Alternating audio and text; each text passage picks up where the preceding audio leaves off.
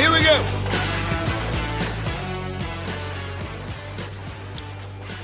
Welcome in on this Thursday in the Bureau, the Farm Bureau Insurance Studio. Farm Bureau, go with the home team. They are your home team at Farm Bureau Insurance all across the great state of Mississippi.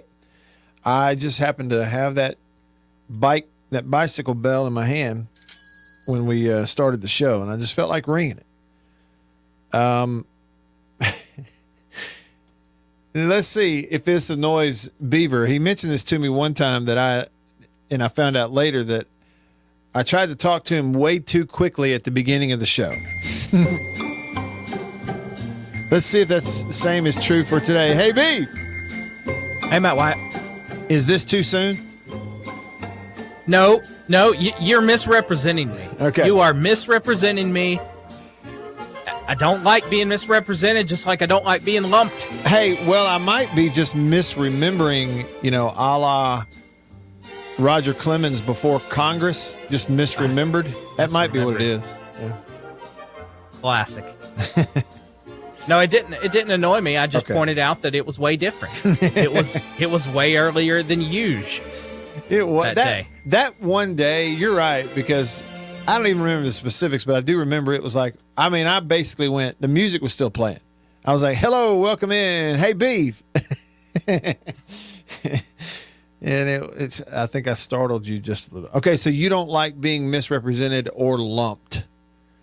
I don't like being lumped into things. People always lump me in. I say that because in the afternoons, when Jake says something, he goes on some sort of rant or something. Yeah.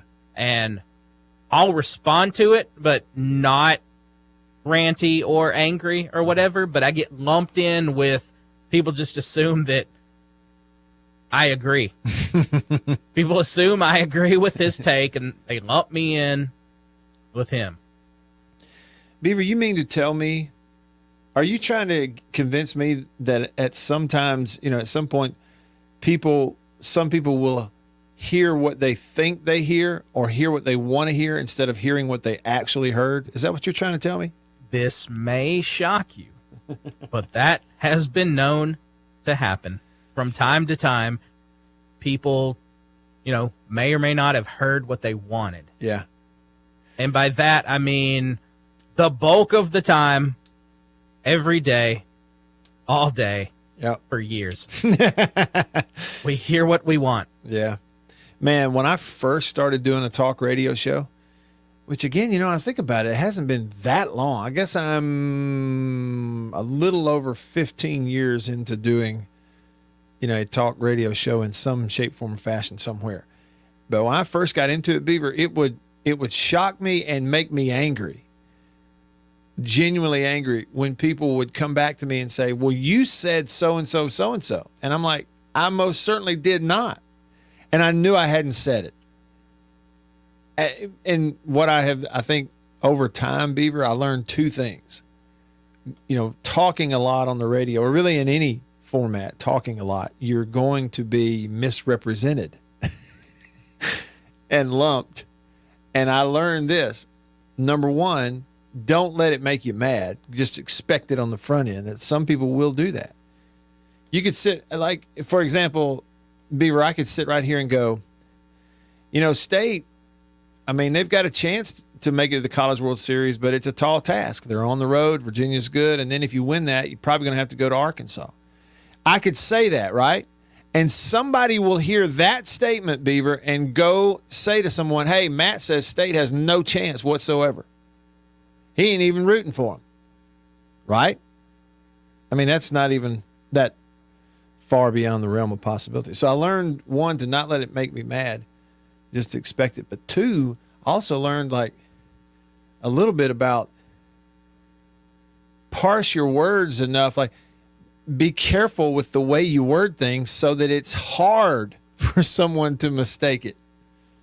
I still don't nail that every time, but I have learned to think of it that way. Listen to Beeve coming in here at the beginning of the show, dropping all kinds of knowledge on us. Well, it's a good thing, too. It's a good thing Beaver is here today, and it's a good thing he has some knowledge, because I don't know. What am I here for?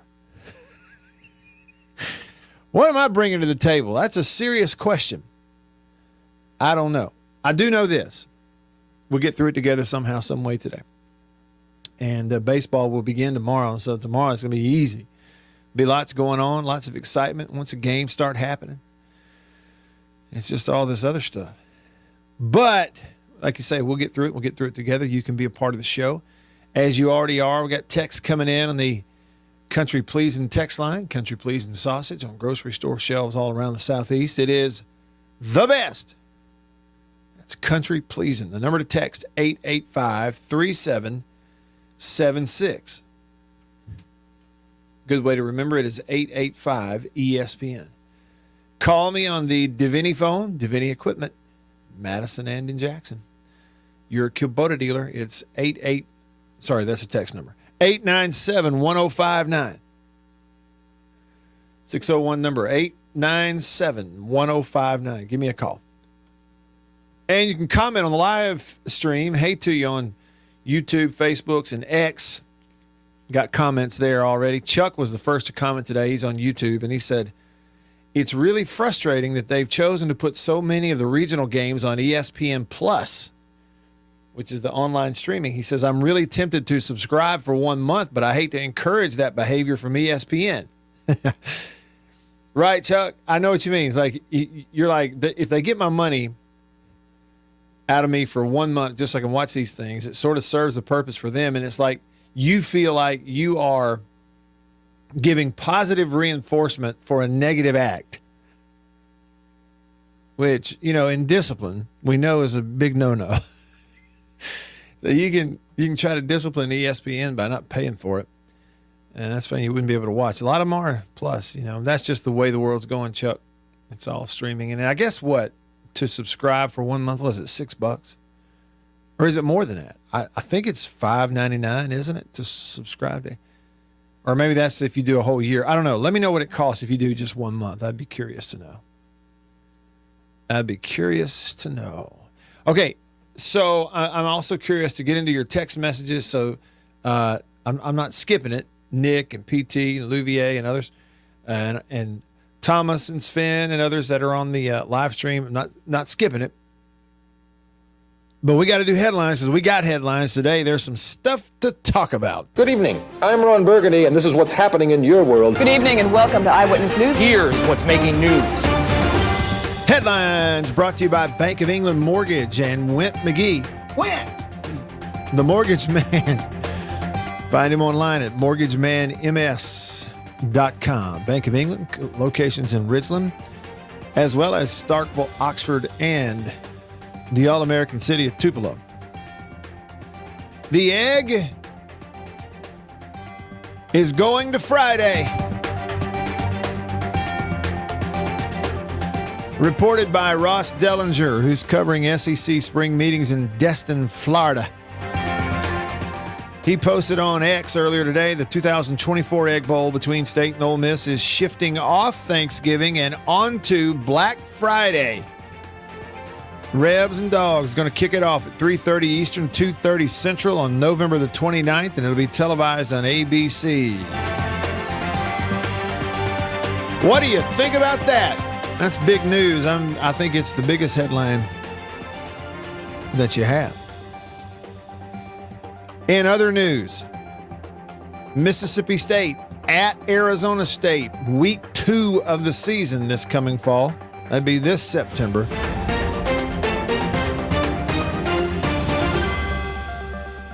State at Arizona State, week 2 this year, September 7th. Tempe, Arizona, kickoff on ESPN, 9:30 Central Time. I repeat, a football kickoff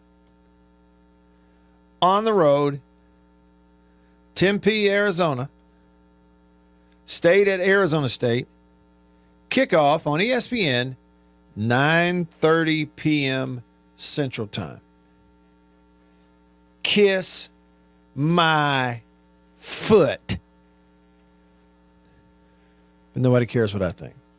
That's headline number 2. And number 3, you may know this already, but after 16 seasons as head baseball coach, Arkansas State is parting ways with former Mississippi State Bulldog Tommy Raffo.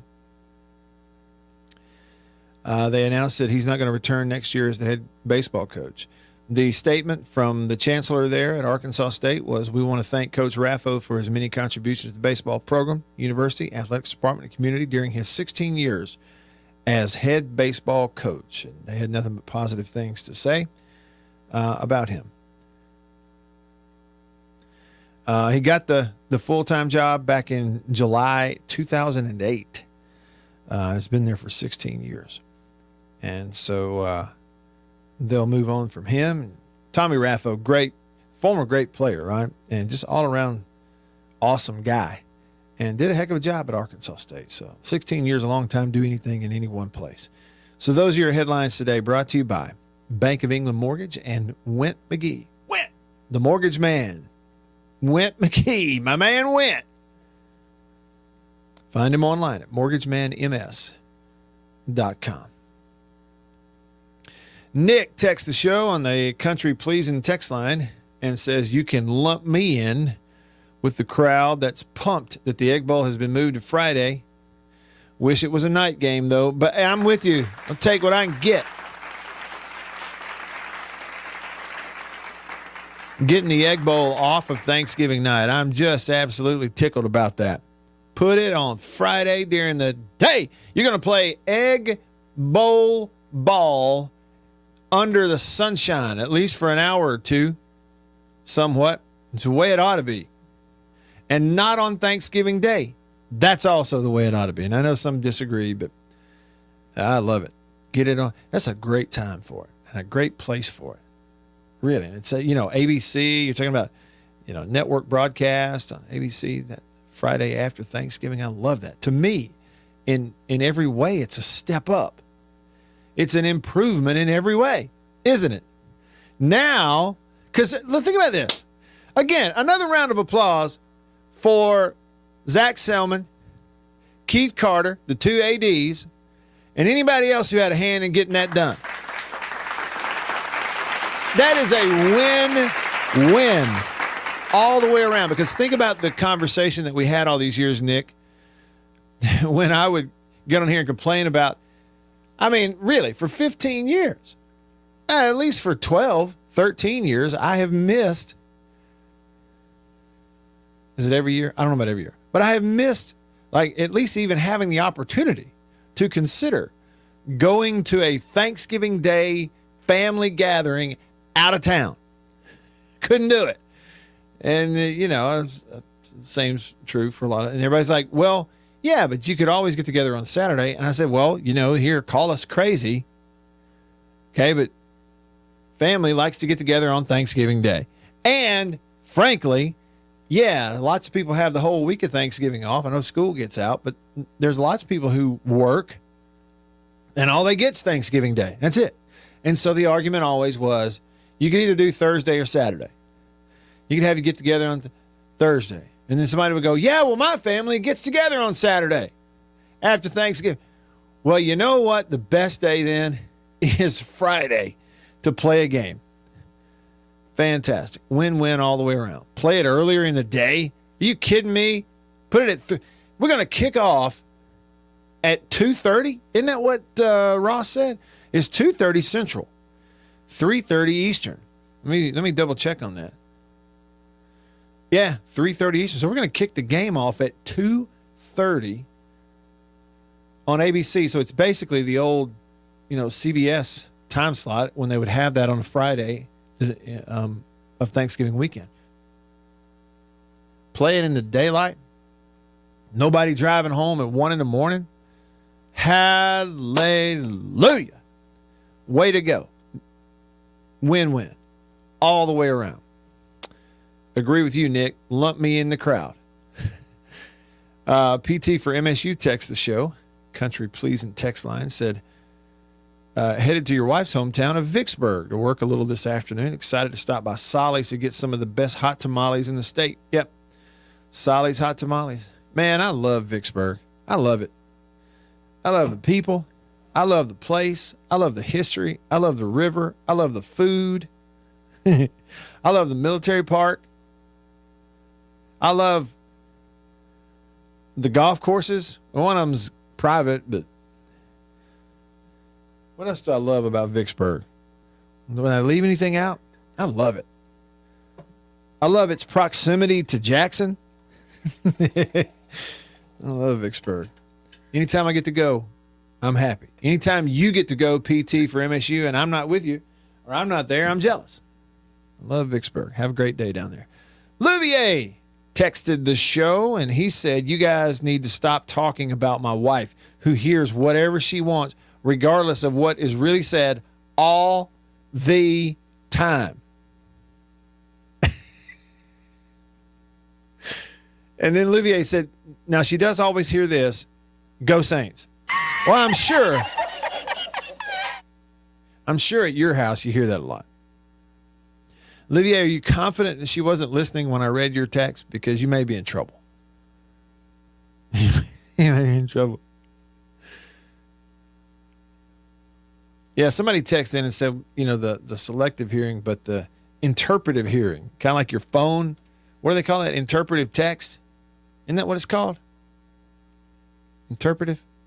Predictive text. So it's like predictive hearing. Who cares what you're really saying? Here's what it sounds like. Here's what it sounds like you want to say. I'll put the words in your mouth. And our unnamed texter said it's called, I was listening to you, but I didn't hear you. Yeah, listening and hearing are two different things. Somebody said it's so weird hearing SEC games being televised on ABC. Not a fan so far. Yeah, I'm trying to be open to it as like just going, well, I don't want to be one of these who just hates change on impact without considering what the change is and what the results might be. I don't want to be somebody who's just automatically resistant to change. But I'm kind of like you. Like, I just hate to see it go. The whole SEC on CBS thing. It was good for so long.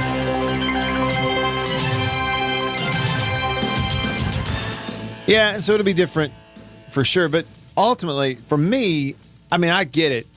But I think ultimately for me, once you get there, it's like just put, if the game's watchable, fine.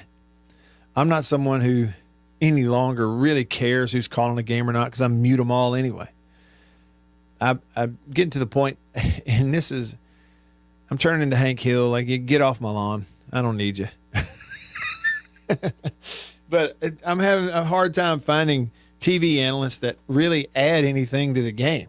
I'm glad for them to be there and get a check. Great.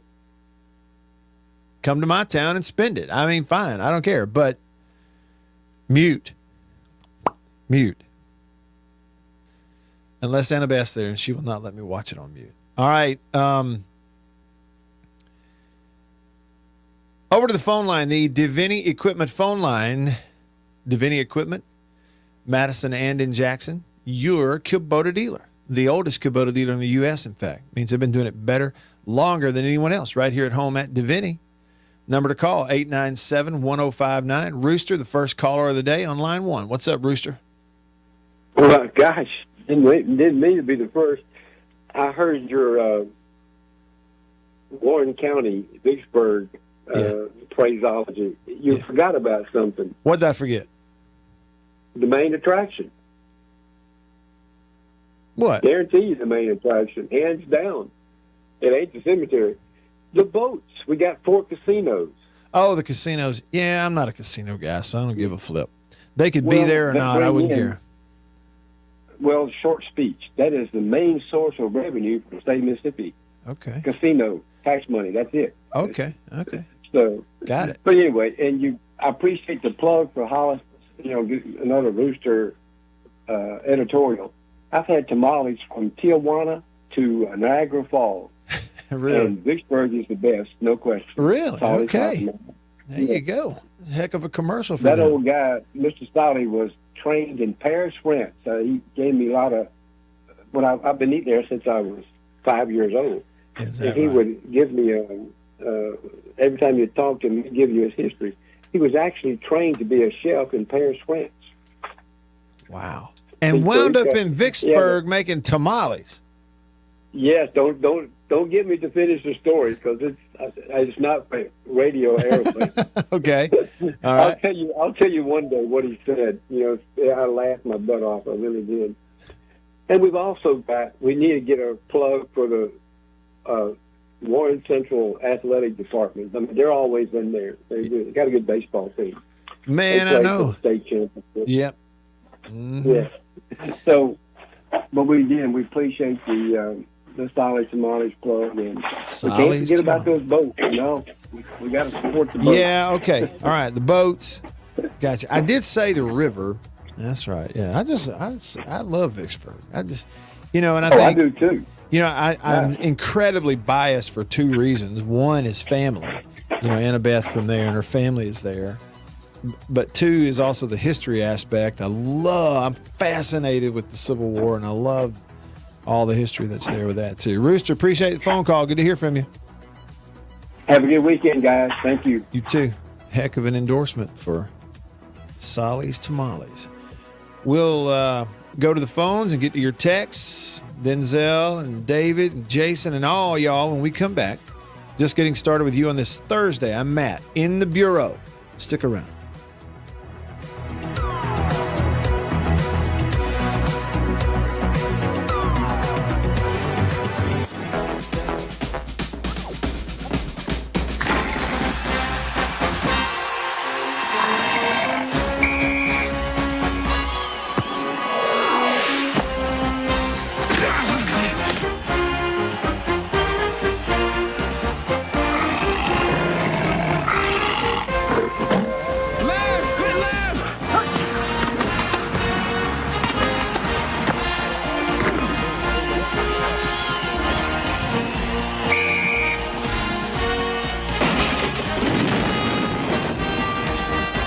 Today's game from Tuscaloosa, Alabama.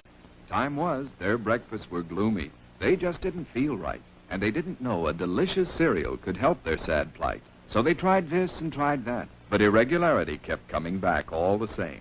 For as often the case, lack of bulk in their diet was actually to blame. Once at the grocer's, the wife was so drooping and sagging that a neighbor said, "Get on Kellogg's All-Bran wagon. Why, All-Bran has a flavor that's scrumptious to eat. So rich and nut-like, makes breakfast a treat. And of course, Kellogg's All-Bran can help you each day to youthful regularity, the dietary way." "Well, it might do some good," said the wife with a sigh. "Guess I'll get some All-Bran and give it a try." Soon, breakfasts at her house were happy and bright, for delicious Kellogg's All-Bran set their day off right. Yes, All-Bran supplies all the bulk in your diet, you see, that you may need for youthful regularity. And no half-brand cereal possibly can provide this help as surely as Kellogg's All-Bran. A delicious, non-habit-forming aid to your diet. You're sure to like All-Bran. Just buy it and try it. Get on the Kellogg's All-Bran wagon with the best bran in the land. The cereal that tastes bran, the cereal that's All-Bran, a breakfast treat that can't be beat. Be a regular guy and climb aboard the All-Bran wagon. Eat Kellogg's All-Bran.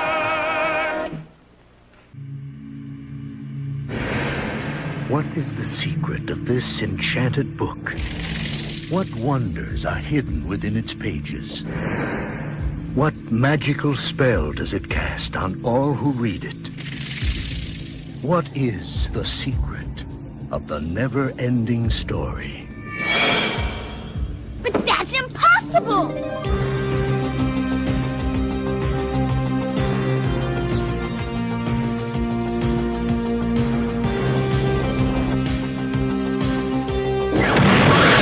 You will enter a world where a young boy's imagination becomes a vivid reality.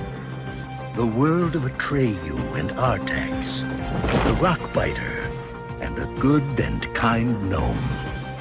A world that is vast and eternal, treacherous and dazzling, unforgettable and free. Yeah! for anyone who's ever made a wish, believed in a fantasy, or had a dream. This is the never-ending story.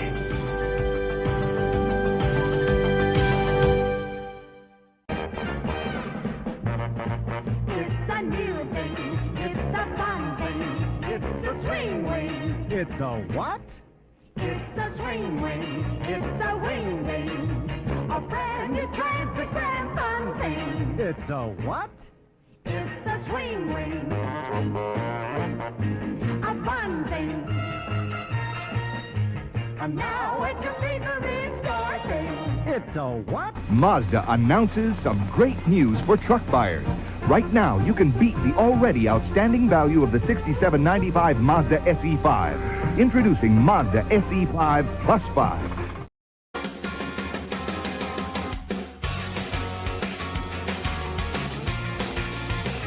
Back with you. It is not Baseball Friday, but it is a Baseball Thursday. And as we said, yesterday really felt like no man's land because you were way removed from what happened and still removed from what's going to happen, right in the middle, closer today. And I guess teams are on location where they're going to play the regionals today, and they'll practice, BP, run around, whatever, get settled in and get ready to play ball tomorrow. So we're getting close. By this time tomorrow, games will be going on. That's good.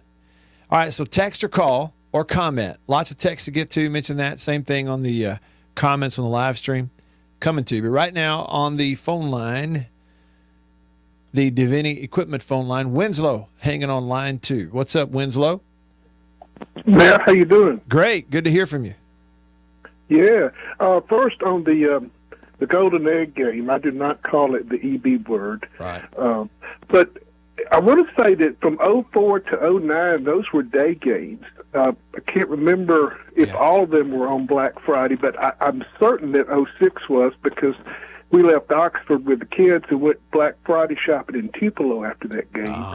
And I want to say that Derek Pegues' punt return was on Friday. On Friday, okay. But I just remember all those other ones being day games. It seems like maybe 10 was when they went back and played it at night, because I remember that was the game when Mullen got out to 31-9 or something like that. Yeah. So anyway, I'm kind of glad to see it go back to Friday afternoon. I kind of like it better. A couple of years ago, come back to the parking lot in Oxford, and I picked up a nail in my tire, and that was sort of a spooky ride home, watching the tire gauge and trying to, figure out, okay, are we going to make it home, or are we going to be on the side of I-55 changing a tire? But what I called you about, Tommy Raffo, I just wanted to say, what a class guy. I was in favor of John Cohen getting the job, and then Tommy, landed with that one fairly quickly. A couple years ago, I interviewed him for the Ring of Honor. And, the practice is to submit questions ahead of time for like a feature interview like that. So when we get on, he gave me an hour of his time, and we got on, and first thing he said, "You've got to be a fan." And I said, "Why is that, Coach?" And he said, "I read those questions," and he said, "Either you were there or you got to be the best researcher I've ever seen." Because I asked him some things that, probably were never published, that you had to, but he was so great and everything. And he really got off to a good start this year. They probably were one of the last teams in the Sun Belt to lose. But a lot of people don't realize he lost his best pitcher to Ole Miss last year, a kid named Kyler Carmack that was freshman All-American, had the second best ERA in the Sun Belt behind Tanner Hall. And then for some strange reason, when he got to Ole Miss, he just couldn't do it. Yeah. I don't know what happened, but I do wonder if Tommy had gotten to keep his best pitcher, if he wouldn't have been more competitive this year. But he's done decently over there with what he's been given, and I think he'll land on his feet somewhere. Yeah. Well, and too, who knows? You may know. I don't guess I know, Winslow. There's always the possibility that it could have sort of been mutual too.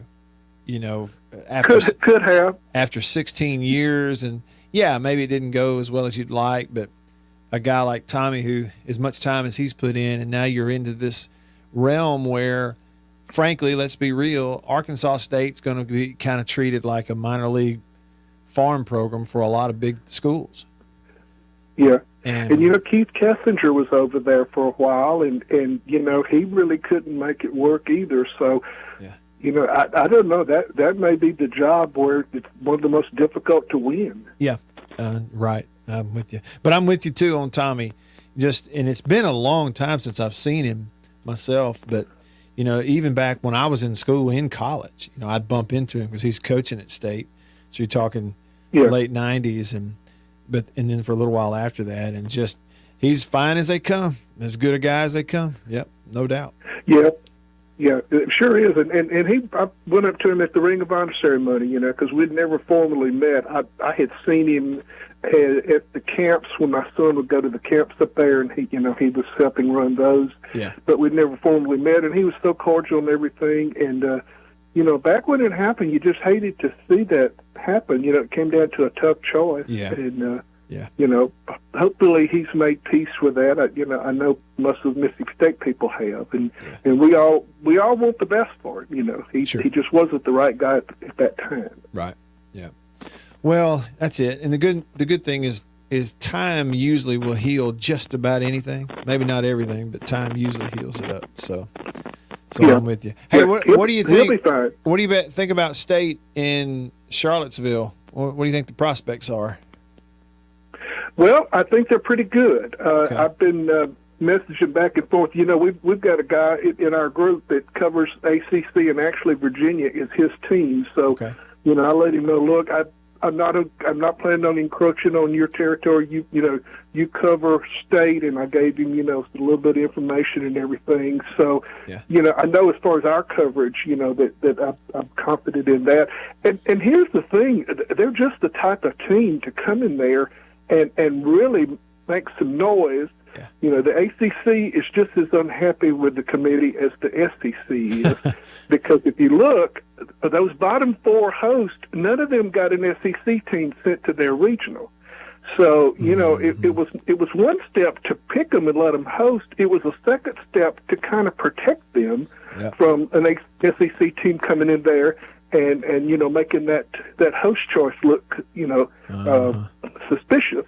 Yeah. But you know, look, it's one of those things where somebody figured out the other day that there could be 8 SEC teams that get to Omaha. Gosh. You know, usually they build a kind of a barricade to that. Yeah. But the funny thing is that with 11 teams and you can't put 2 in the same regional, there's not a whole lot of places left to put them. Yeah, that's right. You know, but, I would not be surprised. You know, Cal Stephen is going to do well. Durangelo will probably draw Virginia. It looks like Virginia has swapped pitchers around because they're trying to defend their Friday choice, and we all kind of know, you know, what's behind that. But I'm as confident with Durangelo as I am with Cal. Well, and you know, it's like it didn't seem to be any hesitation on Lamonis's part to just stick with Cal game 1, Durangelo game 2, which kind of tells you, yeah, look, they're really like 1A and 1B, aren't they? That's really what they are. Exactly. Yeah. I feel just as confident with either one of those as the other. Yeah. And the thing is that if you're going to change it around, what were you going to change it to? That's it. You're not going to risk, you know, an unproven starter, and I say that with all due respect to Pico and Brooks and all of them, but you know, it's Cal and it's Durangelo, and then with all due respect, it's the rest of the staff. Yeah, that's right. That's it. Yeah, that's exactly right. But right. I tell you what, my sleeper guy is Nate Dohm. Okay. I think he's going to figure in there somewhere at a key time, and it's a plus that he's coming back at just the right time. Mm-hmm. I'm with you on that. And, you know, and maybe too, like, what would he throw? A grand total of 2 innings in Hoover? Probably. Yeah, something like that. So here's the thing. Nate Dohm, it's money time for Nate. Nate wants to be drafted, and he's been planning all year to be drafted. And so he's got a chance to really redeem himself and raise his stock in front of the people who are ultimately going to sign those checks. Yeah, I'm with you. It's great talk.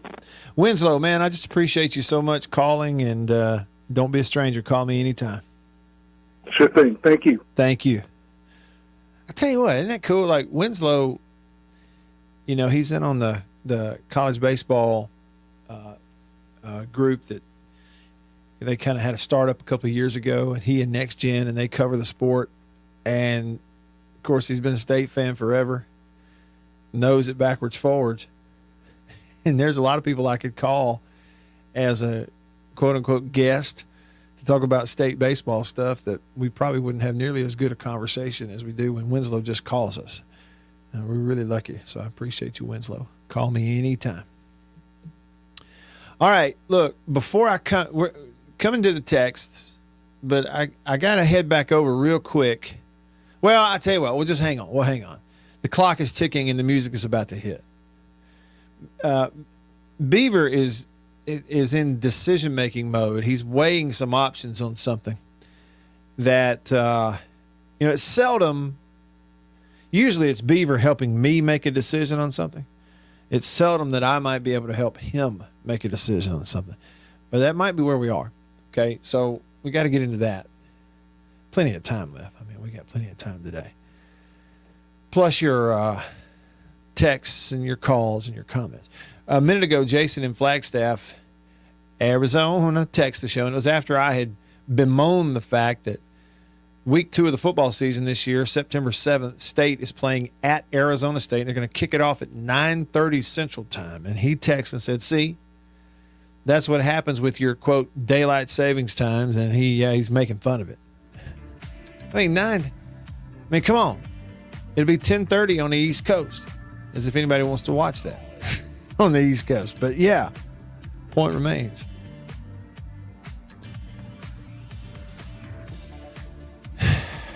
$9:30 Central kickoff, week 2 in Arizona. You got to be kidding me. I guess it's too hot to play any other time. Is that what it is? All right, stick around.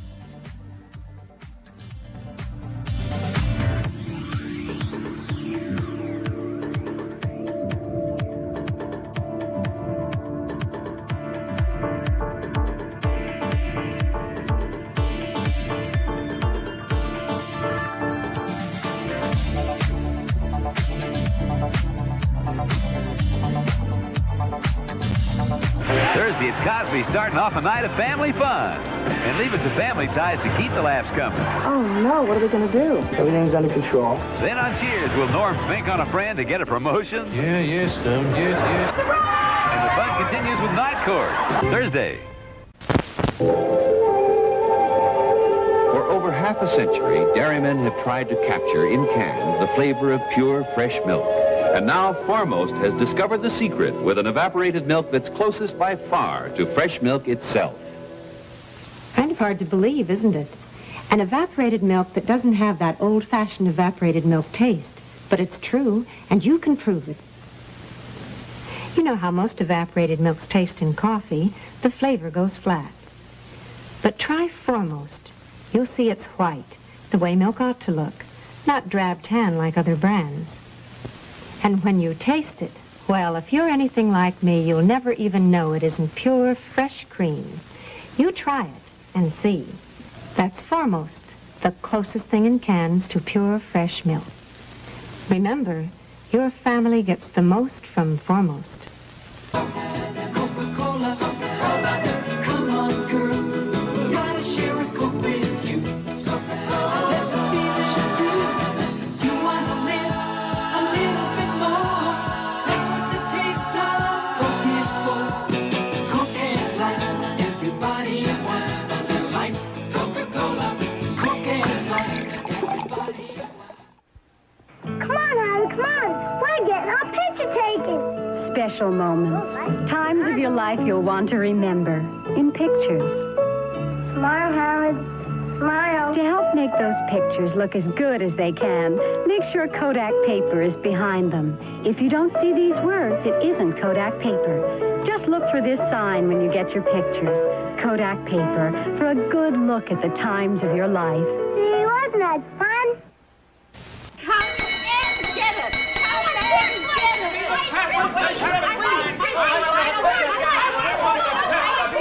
Stop the confusion. Stop the confusion. Everybody wants to get into the act with Kellogg's Variety Pack. Buster wants the cornflakes, Pop wants a pep. Mama loves the Raisin Bran, Mama is hip. Sister loves Rice Krispies, and there's Uncle Jack. He loves Kellogg's shredded wheat. Kellogg's makes it fun to eat. Breakfast with Variety Pack. Okay, folks, there's your favorite individual box of cereal, fresh from Kellogg's Variety Pack, untouched by human hands, except your own. That don't mean you gotta eat with 'em. Each individual box comes to your FOD, fresh on delivery from Battle Creek, right to your own dish. Yeah, everybody wants to get into the act with Kellogg's Variety Pack. Yes, sir, Kellogg's Variety Pack. Here comes the one, the delicious one. Heinz is the big rich one. There's only one ketchup with this flavor pouring on. It's so thick, so rich, so second to none. Only one ketchup stands for this kind of thickness with this kind of taste. Heinz. Heinz is the big rich one. I love the rich, whole wheat goodness of Kellogg's Mini Wheats. But the delicious frosted side makes the rich kid in me open wide. The nutritious shredded wheat helps keep me on my toes. But the little ballerina in me thinks the taste steals the show. Kellogg's Mini Wheats, wholesome shredded wheat for the adult in you, great taste for the kid in you. So they're delicious and nutritious. The whole grain wheat really packs a crunch, but the delicious taste gives it just the right punch.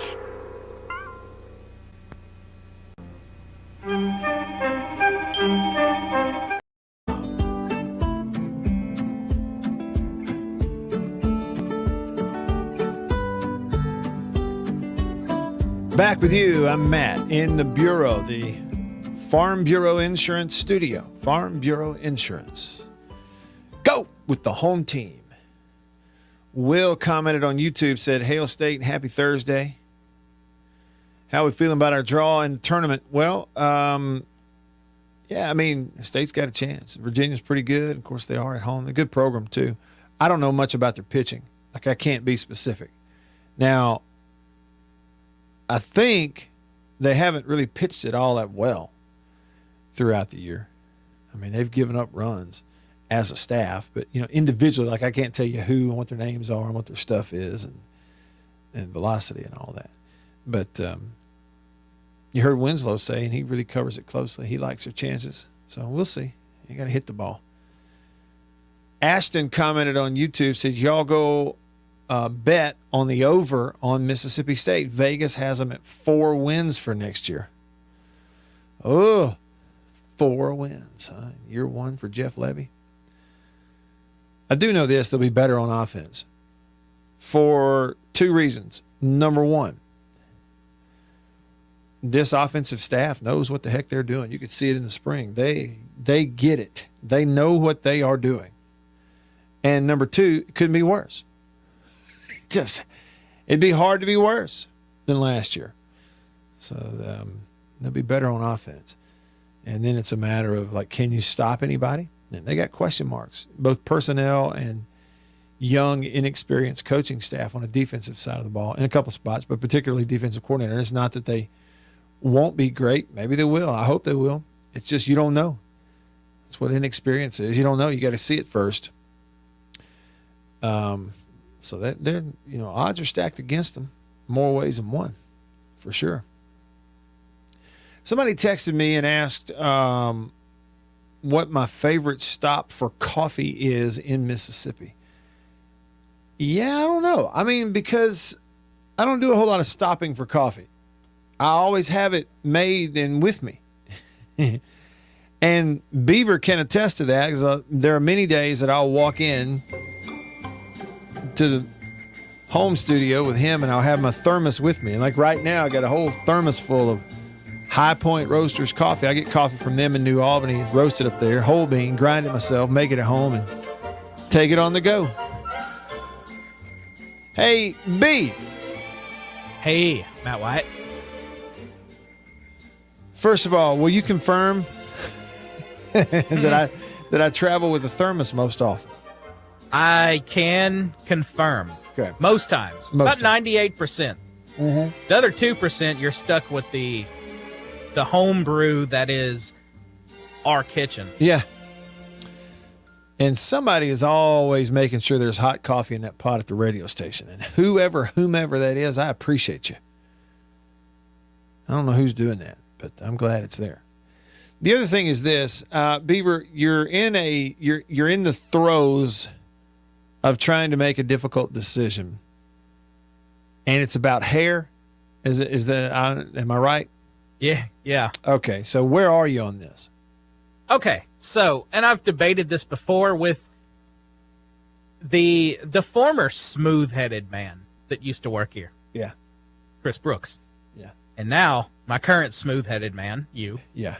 So this is why I feel like you can help me. So, and not that this is anything important, but it's just, I get in inner debates with myself, and they tend to go on for weeks sometimes. Mm-hmm. So the debate right now is my hair. I am very, you know me. Yeah. You know how hot-natured I am. Yeah. As you come in and, it's cold in this studio all the time.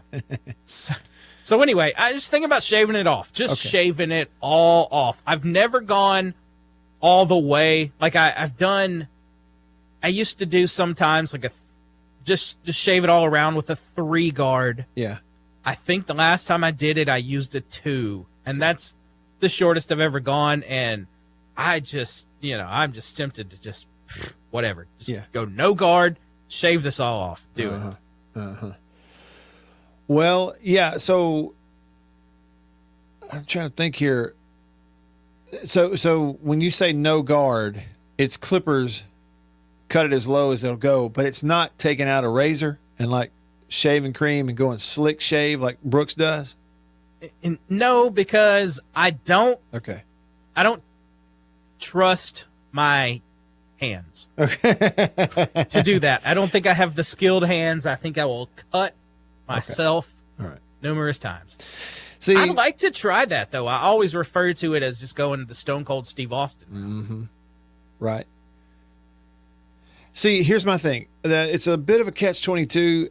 This isn't advice. It's more or less just bringing up the obvious points, Beaver, for you to consider.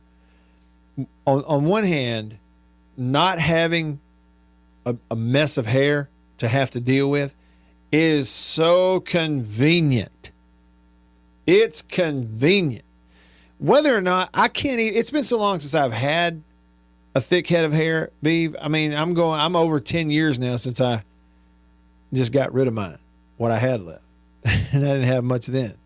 Okay, so I can't even remember what the heat factor is. It's hard for me to even factor that in. I do know that there's got to be something to it, Beaver, because anytime it's cool or cold, I have to cover my head up. The first thing on me that gets cold is my head. So there's got to be something to the cooling aspect of it. I'll just say that. And it's convenient. The other side of it is, I'm going, well, people who can grow hair, I think you should. And I've even said that, I grew up in an era where, the right thing to do was to be clean cut, right? Clean cut, have a nice haircut. You didn't let your hair grow out and all that kind of stuff. Well, then as I've gotten older, it's like, I don't care. Even a young person. I'm like, hey, look, man, if you can grow it, grow it. There's coming a day when you won't be able to. So if you can grow it now, grow the hair. But again, Beaver, the other side of that coin is, for someone like you, you're not balding. You're just wanting to get rid of it for practical reasons. Well, you could always grow it back out whenever you want. That's the thing. That's the thing that's different for you too, which probably, since it is a heat-related deal, Beaver, probably should be a major part of your decision-making. You are different than I was back in around 2013 or so, when I couldn't talk Anna Beth into going along with me shaving my head. So I just did it behind her back. and knowing it ain't coming back. Okay, this is a deal where whatever hair I had on top of my head was just hanging on for the duration. There was no more hair coming to the rescue. And by getting rid of it, there's no more hair growing back. That's it. Yours is totally different. You could grow yours back next month. So, I'm not telling you what to do. I'm just saying, A, there has to be something to the cooling aspect. There has to be. Because the inverse is true, and I can attest to that. 2, the convenience aspect, which, correct me if I'm wrong, Beaver, but convenience is very important to you. Yes, I'm a fan of convenience. Okay. And then 3, it's not permanent unless you just want it to be. I think you've made your decision. I'm pretty sure this is just going to happen. Okay. Because this is the thing about your old pal here. Mm-hmm. I get locked in these debates. Like, usually when it comes time to, like, when it comes to making a purchase, this isn't really a purchase, but kind of is. But like, I've done this with when I bought my last bed, when I bought my last guitar, when I bought my last pair of shoes. Like, I'll think about it. Yeah. I will see something and I'll start thinking about it and I'll be like, oh, let me just do that. No, wait. Knowing the whole time, I know that within a month, I'll just say, okay, let's do this. Yeah, because, you know, the same with the bed, the guitar, the shoes. I just ended up doing it. So I already know the answer. Yeah. I just always, for some reason, I like to talk back and forth with myself on these things. Yeah. I like to act like I'm not going to do it, but the decision was made 4 weeks ago. Subconsciously, yeah. It's like you are exercising your autonomy a little bit by just, you're giving yourself a chance to talk yourself out of it, knowing you're probably not going to. Yes. I've been there too, a lot. But honestly, Beaver, I've been there too a lot. But when I was younger, it was regarding things I was going to buy because I wanted it. A boat, another fishing rod, things like. Now, at this point in my life, I go through that exercise on things that I really need. Like, my car has not had air conditioning in it for almost a year now. And it's because I continue to just go, I don't have to have that. I tried to tell you a year ago, you need to get a new one. And I'm like, no. Still toying with it. Okay. Hour 1 is in the books. You never know what you're going to get. Back to baseball, kickoff times, and whatnot. Coming up in hour 2 of the show in the Bureau, the Farm Bureau Insurance Studio. Right after this, stay with us.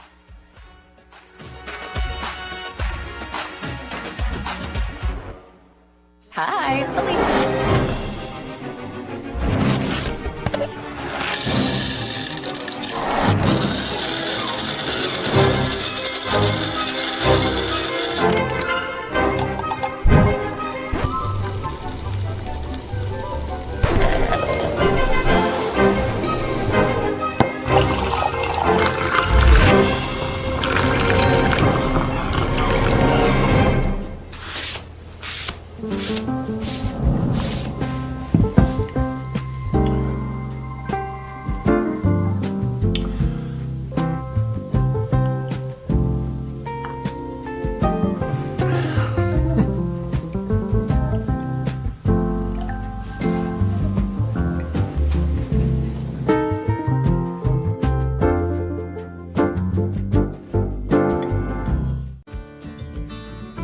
I was born and raised in Greenville. I've always called Greenville home. This is where I, was raised, went to high school, graduated high school, worked all my life here, leading up to going to college. So even when I moved from Greenville, I always told people, they asked me where you're from, I always said I'm from Greenville. I have mother, father, brother, niece, aunt, all live here in Greenville. So this is home. This is where I, live, and I've just always called it home. Small town, I feel like I could walk in any place tomorrow and know 2 to 3 people in there. It's small town.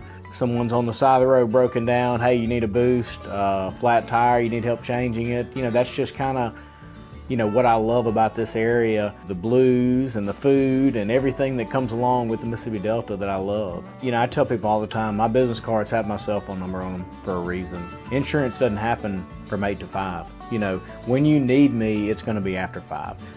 It hardly ever happens where you have a wreck, get pulled over, need an insurance card, wind blows, shingles off your roof. All these things happen, and it's typically after 5. And so the ability for someone to call me, get in contact with me, text me, ask me a question, and that's what it's about to me, is helping the people that we serve, is taking care of people and them knowing that they can count on me whenever they need me. I am Brian Street with Farm Bureau Insurance in Washington County, and we are your home team.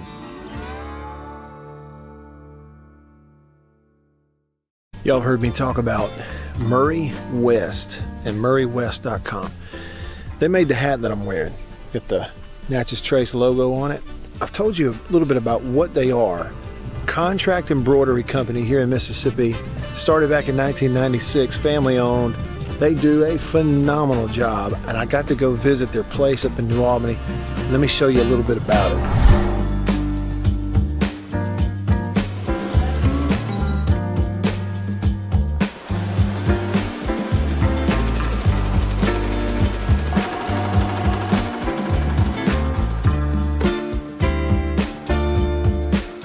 I say they do quality stuff. They really do. And so custom apparel, team stuff, really and truly, just about every high school in the state is sending their embroidered, team gear, jackets, shirts, hats, stuff. Baseball teams, football teams, they're sending it to the folks at Murray West in New Albany. You go to their website, MurrayWest.com, you go to the bottom, you can kind of see some of the Prairie Wildlife, Ole Miss Athletics, Gentile, others that they work with. Can't recommend them enough.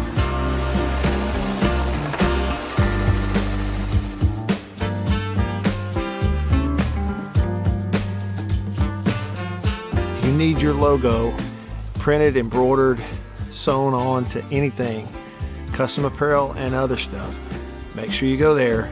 Murray West, you can find them online. MurrayWest.com. That's MURRY West.com. Dogs and cats who are counting on us, because every dog and cat deserves a place to call home. I believe that I found my best friend in a shelter, and that you can too. I'm Lisa Edelstein. I believe. I'm Emily Lou Harris. I believe. I'm James Avery. I believe. I'm Travis Clark. We believe that together with Best Friends Animal Society, we can bring about a time when there are no more homeless pets.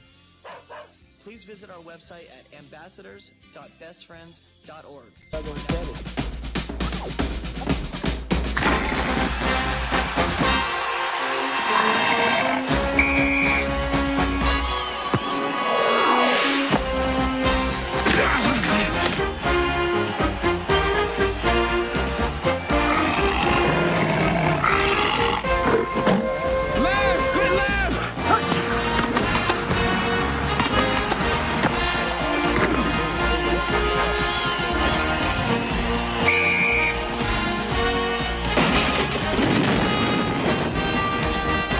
Today's game from Tuscaloosa, Alabama. Time was their breakfasts were gloomy. They just didn't feel right, and they didn't know a delicious cereal could help their sad plight. So they tried this and tried that, but irregularity kept coming back all the same. For as often the case, lack of bulk in their diet was actually to blame. Once at the grocer's, the wife was so drooping and sagging that a neighbor said, "Get on Kellogg's All-Bran wagon. Why, All-Bran has a flavor that's scrumptious to eat. So rich in nut." And live at the Zone 105.9 and worldwide. Now, here we go. At the Zone 105.9.com.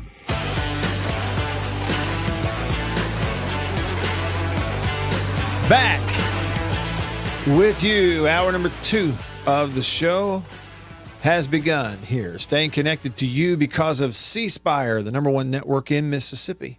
C Spire, customer inspired. Check them out, cspire.com. I'm Matt Beavers here. You're here. We got the whole gang. Chuck commented on YouTube and he said, I, just like Beaver, suffer from analysis paralysis. The difference is, he says, I keep analyzing and never do anything. To each his own. To each his own. Chuck, talking about baseball, also said on YouTube, question for the upcoming weekend, will Hines and Jordan get on track? I mean, it really kind of is the question, right? Going in. Now, things can change on a dime, and that's why you play the games to see if trends and identities hold up and if one can overcome the other. And does good pitching always beat good hitting and all? You know what I'm saying? But yes, going in, all things being the same, you're just like, okay, if Hunter Hines and Dakota Jordan get going, start seeing it, right? Barreling it up, hitting it hard consistently, then it's on.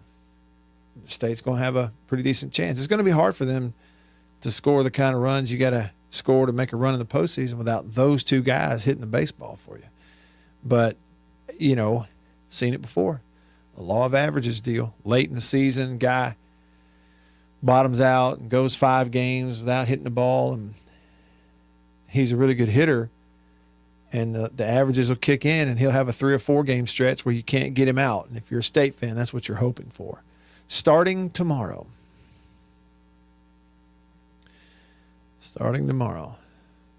Hail State fan, he's on YouTube. He said, regardless what network shows our games, I always mute the TV and listen to our audio broadcast. Matt, Neil, and the crew know more about our players and teams, so I think us listeners get better info. Yeah, I appreciate that. And radio, especially, home team radio is different than other things. Different than television. And not really to put it down. They're not all the same. I'm not looking for an excuse to put it down. I'm just telling you a fact, Hail State fan, is that a lot of your television guys, it's kind of by nature of their job. They're not necessarily associated with one team or the other. So they're not embedded with them or following just that one team. And that is true. But a lot of them too, they've gotten lazy. There's so many games. And, there's a lot of laziness out there too. Not all of them, but some of them are. Hail State fan said, speaking of the MSU broadcast, I love Coach Williams in basketball. Yeah, he's fantastic. He said his knowledge is so apparent. He describes what we are doing and then will tell us why it did or didn't work. Yeah, he knows his stuff. He and Neil do a fantastic basketball broadcast together. For sure. Okay, look, as you know, baseball regionals, they all begin tomorrow. And early in the day, there are some 11 a.m. games, a lot of noon games, and you'll have, 2 games. You got 4 teams, so you have 2 games at each regional site tomorrow, weather permitting. And Virginia, up in Charlottesville, where Mississippi State is, Virginia's going to play the first game. So Virginia, the 1, playing Penn, the 4 at noon or whatever it is. And then so State versus St. John is going to be the night game. Somebody said that Virginia chose to do that, and I don't know that. But if they did, I guess my only theory would be it's just Virginia thinking, okay, well, if you win and you play again the next day in a winter bracket game, early or late, regardless, you're going to have a longer time to recover and get ready than the opponent. Then whoever you're going to play in the winners bracket is going to have a shorter turnaround time, and just maybe that's the thinking. I don't know. Denzel, I got your text with all the stats here for all 4 teams. Yeah, and I find it interesting. So if you look at pitching, I mean, let's see. They got a team ERA at 5.5. Of the 4 teams who are in that Charlottesville regional, State's pitching staff has the best numbers. And you could say, certainly, that, putting up those kind of numbers as a pitching staff for State against largely SEC competition versus somebody else in another conference stands out. It's true. I mean, it's not like the ACC is a real slouch. But, for example, if you look at the national ranks, and I appreciate you sending me this graph, but you look at how they stack up nationally. Virginia's pitching staff, their ERA was 105th in the country. State's was 12th.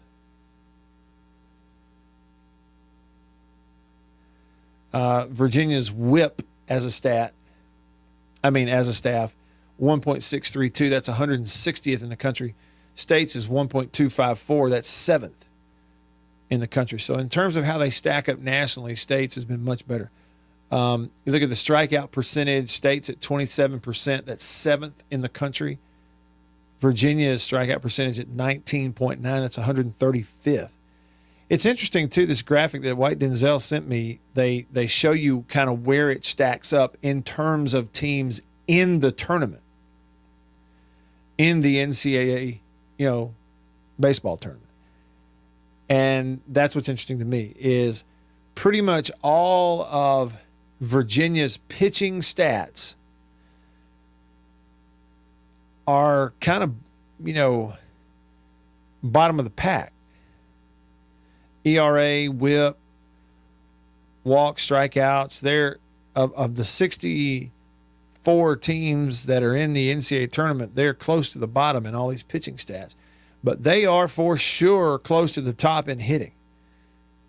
Again, coming into this thing, Virginia's bats, of all the teams in the tournament, they're in the top 5 in major categories: home run, slugging, OBP, batting average.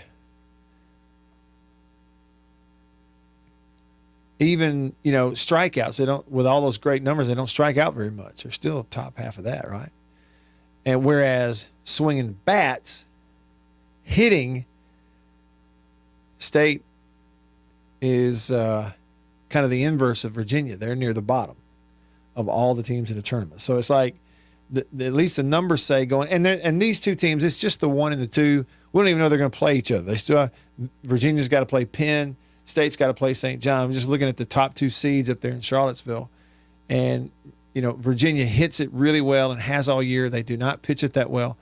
State pitches it really well and has all year and have not actually hit it all that well or consistently. So that's how that looks. Appreciate you sending that along. Very much. Okay, text to get to. We have comments to get to on the live stream as well. All of that coming up here as we start hour number 2. So time for headlines. Let's hit them. Good evening. I'm Ron Burgundy, and this is what's happening in your world. Good evening, and welcome to Eyewitness News. Here's what's making news. Headlines brought to you by Bank of England Mortgage and Went McGee. Went! The Mortgage Man. Find him online at mortgagemanms.com. Bank of England, locations in Ridgeland, Starkville, Oxford, and in Tupelo. Headline number 1, they are moving the Egg Bowl to Friday. Report coming from Ross Dellinger of Yahoo. 2024 Egg Bowl, State Ole Miss. Moving off of Thanksgiving night and on to Black Friday. They're going to kick it off Friday, November 29th at 2:30. They're going to televise it on ABC. What do you think about that? Sounds pretty good, right? In other scheduling news, Brett McMurphy reporting that Mississippi State's Week 2 game, September 7th at Arizona State in Tempe, Arizona, is going to kick off on ESPN at 9:30 Central Time. Week 2, 9:30. Stay up. and still make it to Sunday school the following morning. Right? And another headline, Arkansas State is parting ways with baseball coach Tommy Raffo. Raffo, former Diamond Dog, heck of a player under Ron Polk. Then was an assistant coach for Polk and Coach McMahon. Got the head coaching job at Arkansas State back in 2008. And has been there 16 years. Yep. 16 years. And they were 21-32 this year, so they kind of struggled. And Winslow called in earlier in the show to remind us that his best pitcher transferred a couple years ago to Ole Miss. And then you kind of never heard from him again. That might have affected him this year, too, playing without a guy like that. But in those 16 years, 10 appearances in the Sun Belt Conference Tournament. Went to the championship back in 2012 of the Sun Belt. He was coach of the year back in 2012 in the Sun Belt. So Tommy Raffo, 16 seasons as Arkansas State's head coach. And so he's moving on, and so are they. So there you go. Headlines, a few, brought to you by Bank of England Mortgage and Went McGee. What do you think? Egg Bowl Friday? I like it. Talked about this in hour one, so if you're just tuning in, I mean, it's just, to me, it is a win-win all the way around. It's not on Thanksgiving Day, and it's not on Saturday. And one of the arguments that always came up, I didn't like it on Thanksgiving Day, never have. Selfishly, it's just, and a lot of people this way, your families actually get together on Thanksgiving Day. You'd love to at least have the option to see if you go see them, but you got to work or you have to go to the ball game or you have to work it. You have no choice. But I digress. Nobody really cares about my sob story. But the point being that everybody would say, well, they ought to have the game on Saturday so you can get together on Thursday. And then other people would go, well, it's good to have the games on Thursday because you can get together on Saturday. Well, if you put the game on Friday, you avoid both. And that's what they've done. So hats off to whoever was responsible for getting that worked out. I just think 2:30 kickoff on ABC this year on that Friday, and if you could have that every year, then outstanding. I mean, it's just a win-win all the way around. And a day game. Kick it off at 2:30, play in the daylight, regardless of location. Nobody's driving home at 1 a.m. I mean, it's just a win-win. However they pulled that off, if they could just continue to pull it off year after year after year, that would be great for all involved. Will comments on YouTube and says, Egg Bowl Friday will make my wife happy. Thanksgiving might be her favorite holiday, and this way football isn't stepping on that. He said, except for the Cowboys. I know, Will, but the thing about it is, again, unless you're just a die-hard Cowboys or Lions fan, then the NFL games on Thanksgiving Day are just they're just, background entertainment. You're at your family gathering, food's there, game's on. You may watch a quarter or two, then you do something else. It's just on. What's the score? Okay. Hey, get in here and watch this replay, and then back to whatever else it is that you're doing. That's the way those NFL games are for a lot of people. I mean, the TV's on it, but it's not like you're glued in. You're either doing something else in its background or you're asleep. Everybody's got an uncle or two that just sleeps through the gathering, and I guess that's okay too.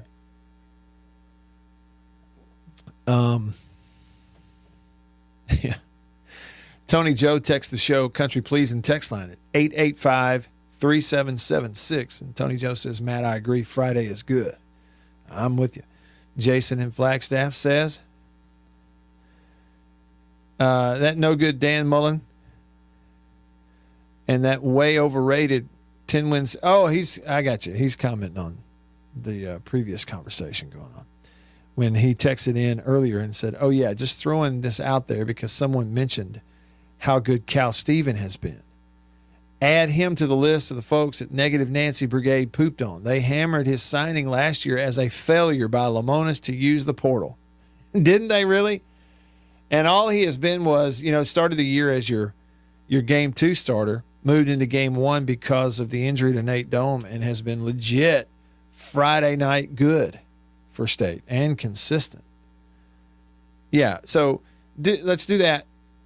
Go find me those, Jason, those posts, if they're still out there on Twitter or on some board, fan site. Let's find those and let's call them out, because you know how those people do. They don't call themselves out. Never going to call themselves out, are they? Yeah, this stinks. This ain't going to work. They're not using the. Turns out they know how to evaluate players better than you do. Surprise, surprise. That's it. Unnamed texter says, do you think Lebby with his offensive mind will help us recruit better offensive players for upcoming years? Or do I sound like a dummy? No, I think you're right. You put a high-flying deal out there that works. Guys can have some success. They're going to want to play in it more. Your sales pitch doesn't have to be as over the top. They just get it, And you could certainly look and see that, Ole Miss, and since hiring Lane Kiffin, his time there, people have looked at it and,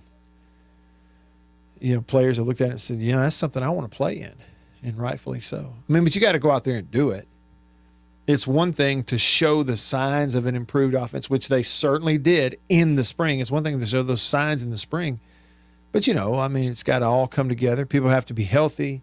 You got to keep Blake Shapen healthy so he can run your offense, and that number one receiver healthy, and O-line who hasn't played together, they got to gel and be able to. It's one thing to do it against your defense, but it's another thing to do it against these SEC D-lines you're going to face, right?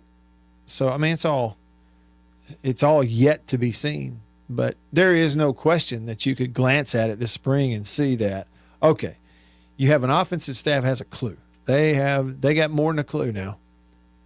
As fast as they were going and the throw and catch, and as efficient with no penalties and pre-snaps, and they were going fast in the spring game. I was really impressed with it. The short amount of time that they had to put all that together. Also, if you're just tuning in, we think we helped Beaver earlier in the show to make a decision on whether or not to shave his head. Bodine Dog texted in. He said, Matt, I can grow hair on my head like no other. About a year ago, I shaved my head. Loved it. But growing up, I must have, he said, run into a bunch of trees or something that put dents in my head. He said, everybody couldn't believe how many bumps all I had on my head. He said, I did have a big brother, so that probably came from him. So picture this. Bodine Dog, full, thick head of hair his whole life. He can still grow hair. But last year he decided to shave his head. Shaves his head, and everybody goes, man, we got all them dents in your head for. We didn't even know you had those. He didn't even know he had all those dents and bumps. He's got a very misshapen head. So that's one thing we didn't talk about with Beaver, and that might be, Beav, you might want to, I don't know, kind of get a feel, literally and figuratively, for what kind of shape, literally and figuratively, is your head in before you go exposing it. I guess. That's just one. I didn't think of that until I read Bodine Dog's text. He also reminded us that East Central is playing in the Junior College World Series. And he says, love the show. Well, I appreciate you, Bodine Dog, and thanks for the text. That was good. Now, regarding State in Charlottesville, Virginia, the host team, Virginia Cavaliers, playing at 11 a.m. in the morning, the first game of their regional, and then sitting on their fannies and watching State play tomorrow night. J-Rock texted the show, and he said, hey, Matt, I'm glad we're playing tomorrow night, but I was wondering, why would the host team choose to play at 11 in the morning? Or did I read that wrong? Yeah, so let's say it like this, J-Rock. If there's a choice for the host team, and I guess maybe there is, if there's a choice, you could have factors like weather. You could have weather. You could expect weather coming in at night. I don't know. But maybe you have to make that decision, a week ahead of time, which would be tough to pinpoint what the weather's going to be. But like I said, the other thing could be if there's a choice for the host team, which I guess there is, then if you're a 1, the percentage chances are there in your favor of being able to win the game versus the 4 and move on. And so if they do, there's just more hours of rest, and it's not as quick a turnaround to play the game the next day as your opponent if they have to play at night. Does that make sense at all? And maybe that's part of it also. I don't know. There could be other reasons for them. Maybe they've won more games in the day than they have at night. I don't really know. But those are just some things I would think might be part of it. Now, Will said regarding the 2:30 kick for the Egg Bowl, he said it is the perfect time. Should let the whole state of Mississippi, Tennessee, Alabama, Louisiana all have time to drive to the game and can drive home. So that's it. Fans, it'll be in Oxford this year, so regardless of where they're coming from, it's a little bit more comfortable in getting there. Now, there's some people that want to be there and when the sun comes up, begin tailgating, and more power to them. But we're talking about the fans that have a life. Get plenty of time to get there. And you can go home after it's over without having to drive in the wee hours of the morning, which is a good thing. So win-win all the way around. Move it on Friday, 2:30. I don't think it could be better. That is a perfect time for it. Really happy about that. All right, hour 2 underway. Stick around. Everyone has a Jenna in their life. Hey! But deal making...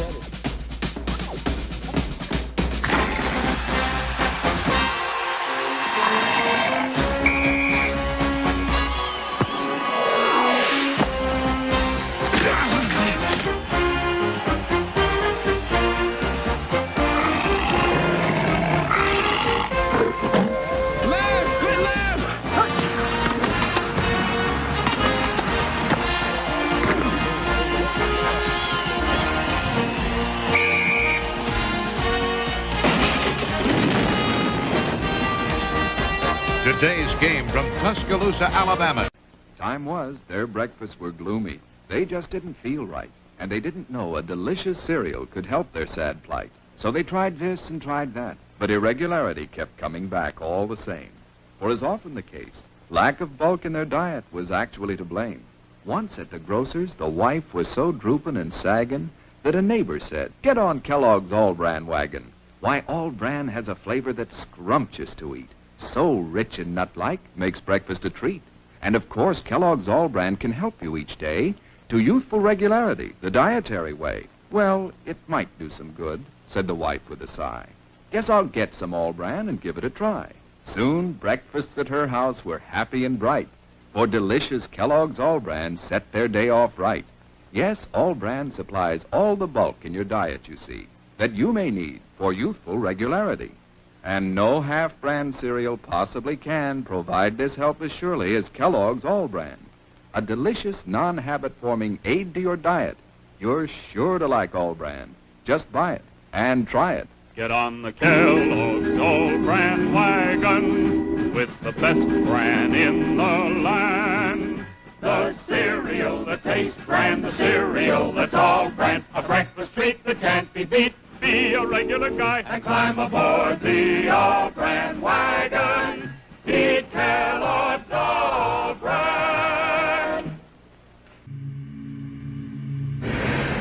What is the secret of this enchanted book? What wonders are hidden within its pages? What magical spell does it cast on all who read it? What is the secret of the never-ending story? But that's impossible!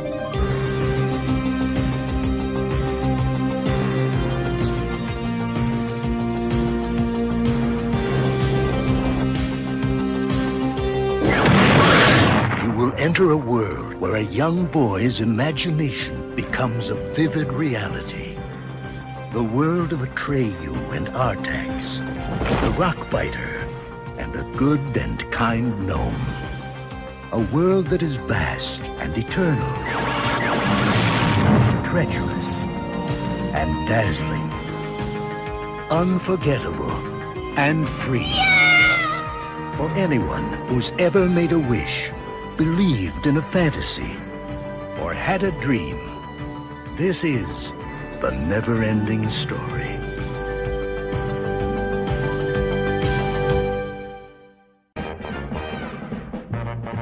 It's a new thing. It's a fun thing. It's a swing wing. It's a what?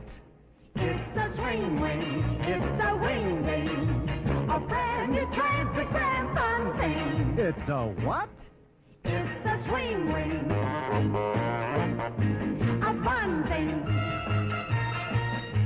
And now it's your favorite store thing.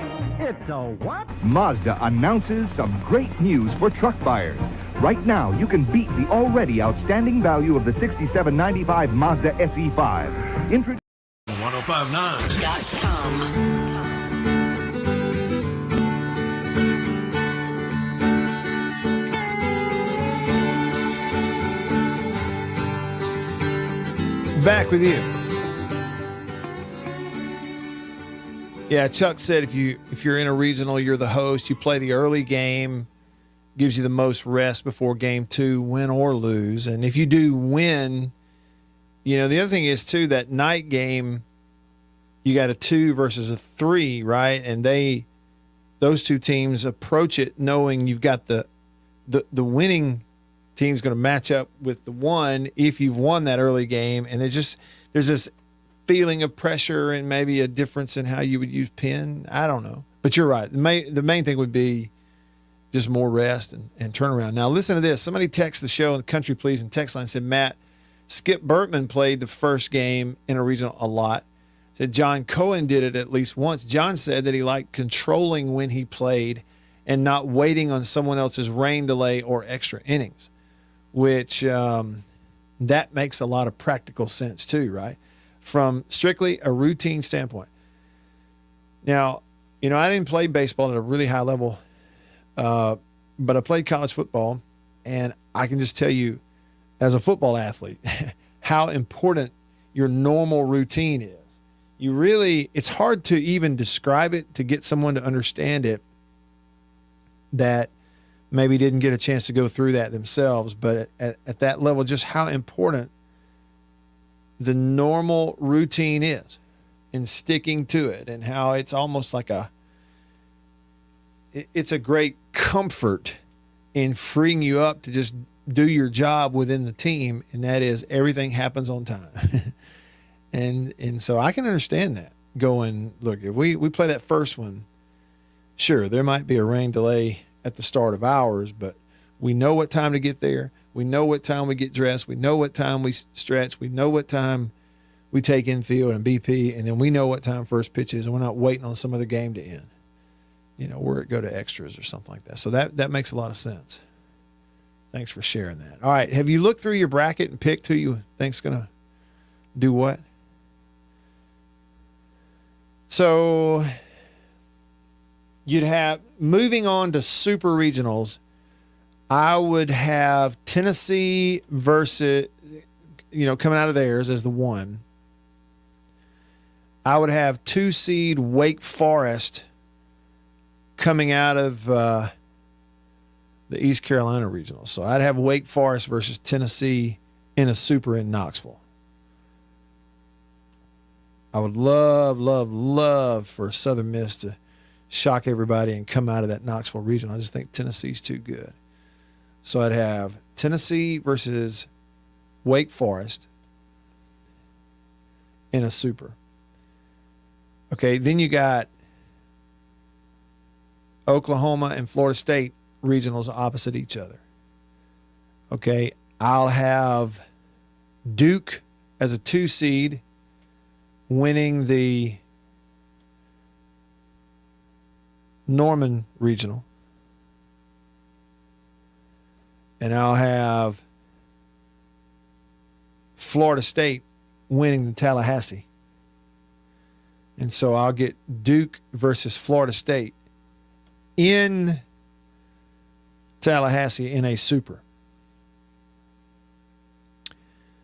Okay, then you got Charlottesville opposite of Fayetteville. I got Arkansas cruising through their regional, and I'll have Mississippi State winning Charlottesville regional, and so we'll get State at Fayetteville in a super. Opposite that one's going to be you got Tucson matched up with Chapel Hill. All right, so I'm going. I don't know that much about them, to be honest with you, but I'm going to go Dallas Baptist, the 2, getting out of Tucson, winning that regional, and I'm going to go LSU, the 2, winning the North Carolina regional. So we'll get. So if that's the case, I don't know which one of those would host the super. Do y'all know? Would it be Dallas Baptist hosting? Anyway, somebody. So I'm gonna have. I'll pick Dallas Baptist and LSU in a super. You go to the other side of the bracket. You got Lexington, Kentucky, opposite of Oregon State. So I'll have Kentucky advancing, and I'll have Oregon State advancing. So Kentucky will host Oregon State in a super. Those are 2 ones. And I think I wouldn't call it easy, but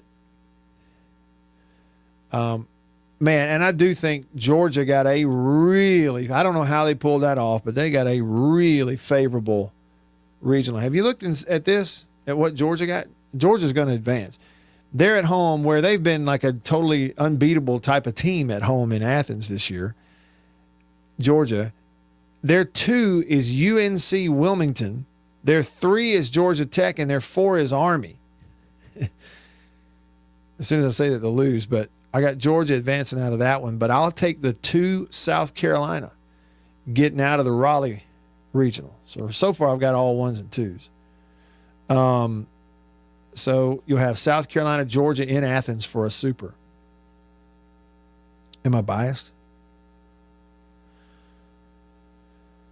Okay, so Vandy is the 2 at Clemson, but I'll go Clemson getting out of that one. And I'll go Oklahoma State winning theirs. And so I guess Oklahoma State versus Clemson in a super. Out west, you got UC Santa Barbara hosting. They've got San Diego in there as a 2, Oregon as a 3, Fresno State as a 4.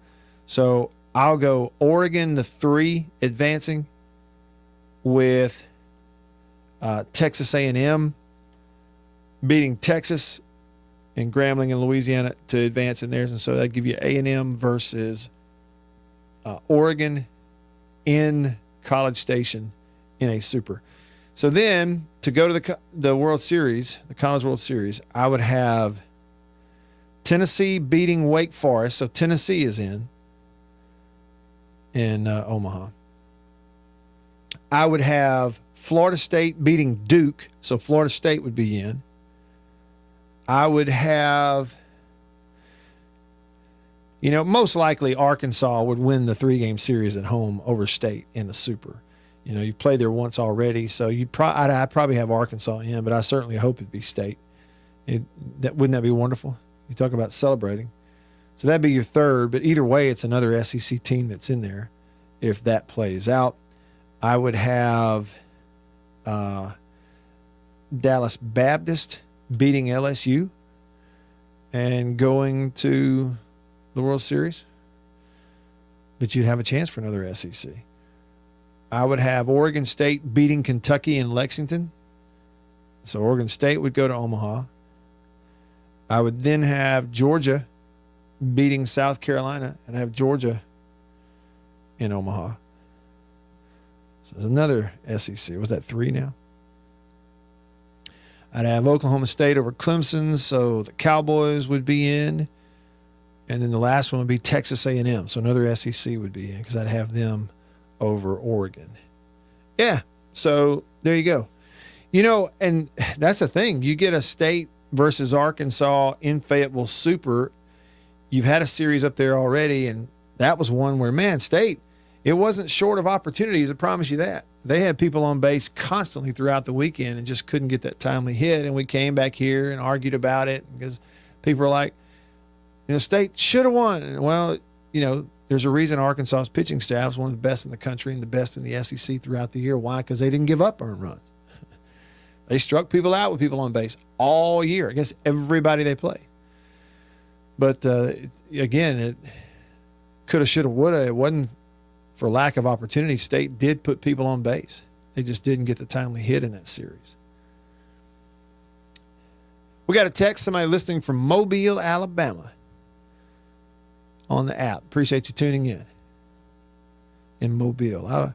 I'll be in that vicinity in a few weeks. Go down there, Dauphin Island, and hang out.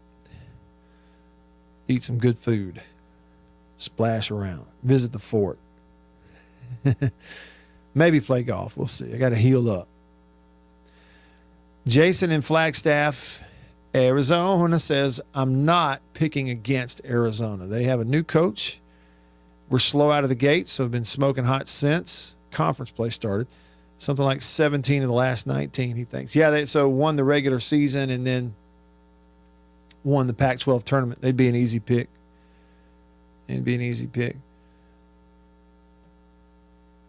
Sven disagreed on YouTube. He says, we should beat Arkansas. We had a 6-0 lead in that fifth game in game 3, choked it away. But, the thing about it is, Sven, it wasn't just that game. If you go back to some others, right? Help me out. Ole Miss series on the road. Florida series, yeah. Had late 8th, 9th inning leads in the 2 games that you lost. You won one, and then in the 2 games you lost, you had late 8th, 9th inning leads and could not hold them on the road at Florida. So there were more examples than just that Arkansas series of not being able to close some games out.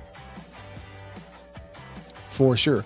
Gail commented on Facebook, said, I'd love to see Southern Miss win. Tennessee could have a day where everything bounces the other way. And they could. Postseason baseball is fun that way. And I promise you this, there ain't nobody in this tournament that is easier to pull against than Tennessee. So I'll be right in there with you. And that's it, Steve. It wasn't just 8th, 9th inning. They were within 2 strikes in 2 games at Florida of sweeping the series, and it was that close. It really was. So we'll see what they can pull off in the postseason when it really, really matters. All right, a little bit of time left. We come back. Stick around. Thursday, it's Cosby starting off a night of family fun.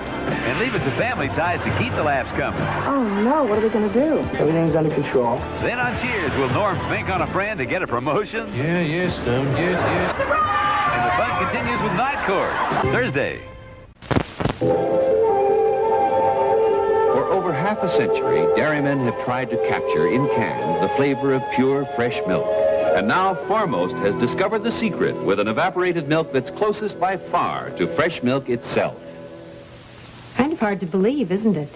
An evaporated milk that doesn't have that old-fashioned evaporated milk taste. But it's true, and you can prove it. You know how most evaporated milks taste in coffee. The flavor goes flat. But try Foremost. You'll see it's white, the way milk ought to look, not drab tan like other brands. And when you taste it, well, if you're anything like me, you'll never even know it isn't pure, fresh cream. You try it and see. That's Foremost, the closest thing in cans to pure, fresh milk. Remember, your family gets the most from Foremost. Coca-Cola, come on, girl, gotta share a Coke with you. Let the feeling show through. You wanna live a little bit more. That's what the taste of Coke is for. Coke is life. Everybody wants a little life. Coca-Cola, Coke is life. Everybody wants.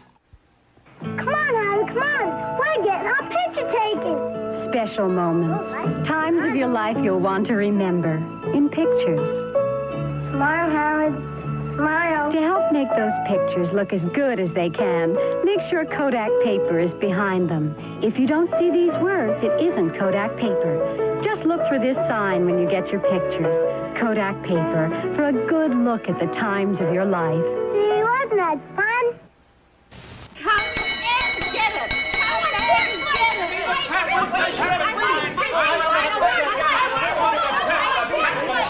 confusion. Stop the confusion. Everybody wants to get into the act with Kellogg's Variety Pack. Buster wants the cornflakes, Pop wants a pep. Mama loves the Raisin Bran, Mama is hip. Sister loves Rice Krispies, and there's Uncle Jack. He loves Kellogg's shredded wheat. Kellogg's makes it fun to eat. Breakfast with Variety Pack. Okay, folks, there's your favorite individual box of cereal, fresh from Kellogg's Variety Pack, untouched by human hands, except your own. That don't mean you gotta eat with 'em. Each individual box comes to you FOD, fresh on delivery from Battle Creek, right to your own dish. Yeah, everybody wants to get into the act with Kellogg's Variety Pack. Yes, sir, Kellogg's Variety Pack.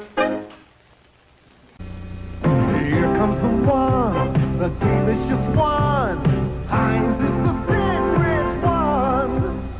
There's only one ketchup with this flavor pouring on. So thick, so rich, so second to none. Only one ketchup stands for this kind of thickness with this kind of taste. Heinz. Heinz is the big rich one. I love the rich, whole wheat goodness of Kellogg's Mini Wheats. But the delicious frosted side makes the rich kid in me open wide. The nutritious shredded wheat helps keep me on my toes. But the little ballerina in me thinks the taste steals the show. Kellogg's Mini Wheats, wholesome shredded wheat for the adult in you, great taste for the kid in you. So they're delicious and nutritious. The whole grain. 1059 and coming to you worldwide at thezone1059.com.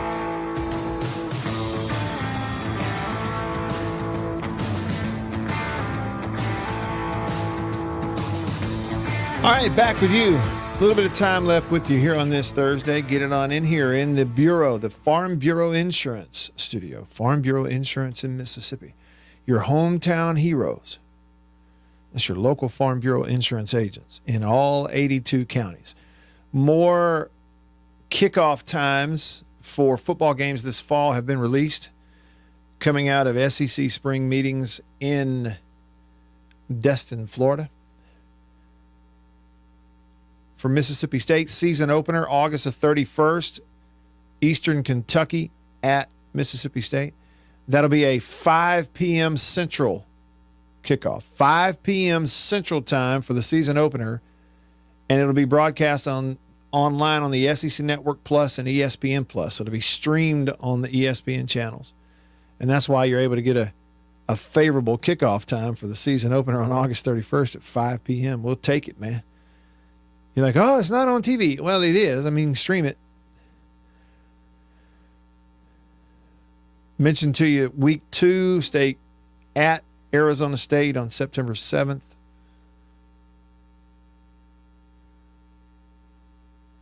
(9:30 p.m. Central Time on ESPN. Pac-12 After Dark. A Big 12 After Dark. What conference are they in? A week later, September 14th, so week 3 of the season, Toledo at Mississippi State. That'll be a 6:30 p.m. Central Time kick, either ESPN2 or ESPNU. And then, of course, another start time you got was the Egg Bowl is going to be on that Friday after Thanksgiving on ABC, 2:30 kick. And so State got some good ones. You know, season opener at 5 when it's going to be good and hot. And then, you know, the second home game, the third game of the year, a 6:30 kick. No 11 a.m.s, no 1 p.m.s. Hallelujah, man. That worked out great.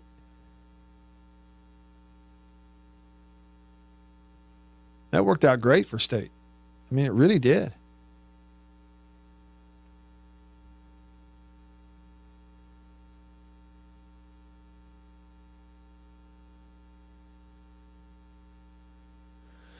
All right. I'll take it. What do you think? You know, I mean, especially if you're a fan who's, you know, spending your own money.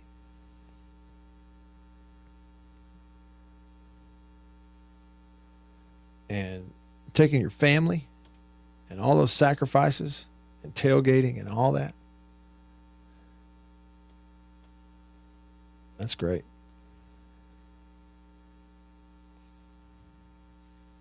All right, get it on in here. Hey, I need to check in with Beav. Did he make it? Let's see if he made a decision. Hey, Beav. Hey, Matt White.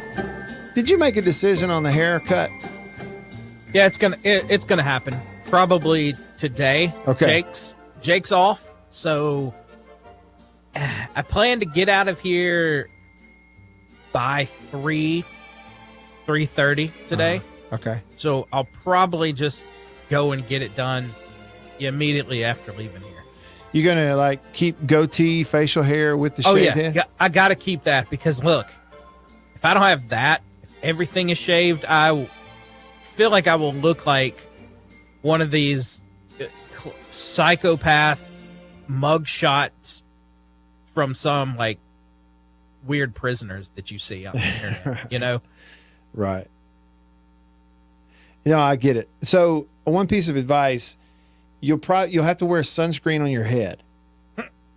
You prepared for that? Well, I was thinking about getting some sort of a hat in case it looks really terrible. Yeah. Because, you know, I don't wear hats either. I don't like to be I don't like to be encumbered by sleeves and hats. Mm-hmm. You don't want to be lumped in with these people who wear hats.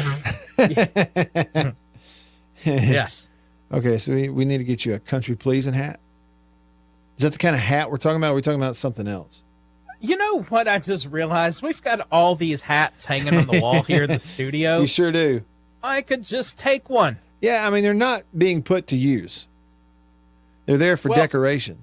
I can't believe I didn't think about this. Free hats. They've been here all along. Hey, free hats just hanging on the wall. Hey, take a jersey while you're at it.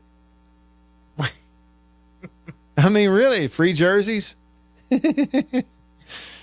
All right, so the next time I see you, my man's going to have a shaved head. It is going to be cooler. And, you know, one of the results may be that you won't have it so freezing cold in the studio down there next Tuesday. Well, you know what? Now that you say that, though, my instinct is to, even if I'm cold, keep it freezing in here just because you brought that up. Yeah. Because if you want it, if you're like, oh, I want it to be, I know why you're saying that. Because you want it to be warmer. Yeah. That's like when Jake tells me to watch something, I'm going to insist on that I not watch it. Because he's always got an ulterior motive. Hey, by the way, so I mentioned that phrase, ulterior motive, right? And I had this funny thought the other day. I posted it like on Facebook or whatever about ulterior motive. And, you know, the definition of an ulterior motive: existing beyond what is obvious or admitted, intentionally hidden. You've got a hidden motive going on there. Okay, ulterior motive. And my thought was this, Beaver. Stay with me here. My thought was this. Isn't it ironic how most times a person with an ulterior motive, their ulterior motive really is, they're not fooling anyone. Therefore, technically, it's not actually ulterior. It's just your motive. It's just your motive. Like, we can see it. You think it's hidden, but it's not. To which someone responded and said, I was today years old when I realized that this is ulterior and not ulterior. Who is this? Who said that? I don't know who it was now. It's been several weeks ago. Oh, okay. Well, whoever they are, they're in my head, because when you started talking about this, I was literally just about to say to you, while we're on the subject, I got to confess that I was probably at least 30 years old before I realized that it is all, because I used to say all. I used to think it was ulterior. Uh-huh. Yeah. And then, you know, is there such a thing as an interior motive? An exterior motive? No, there's an ulterior. There is not an ulterior motive. That ulterior motive, Beaver, is kind of like that word irregardless. There's no such thing. There's just no such thing. You ever hear anybody say irregardless? You know, I do. I still hear sometimes from time to time, and I'm talking, on ESPN. Yeah. Of course. Not that I don't watch ESPN a ton, but I have heard like on NFL Live. Uh-huh. And so I'm like, wait a minute. Why are you saying this? I thought we figured out years ago that it wasn't irregardless. Yeah. And I've heard it on like national radio or whatever. I'm like, you shouldn't use this. You're in national. You're supposed to be the best. Yeah. So, Beaver, how about this? From sources across the internet here, words that people say which don't exist. Okay, the number one is irregardless. Here's one. Firstly. Firstly. Doesn't exist.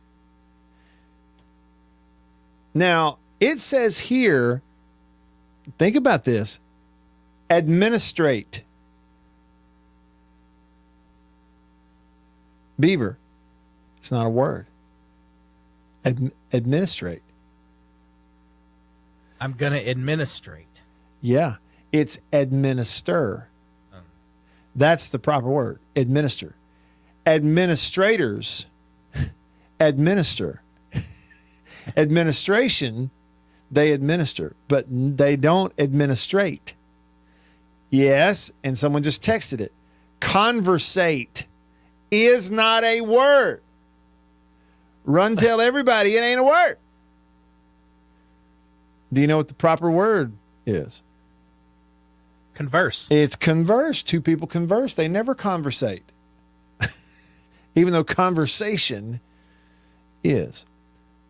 Did you know that now somebody is claiming that inflammable is actually not a word. It's a derivative of the word inflame.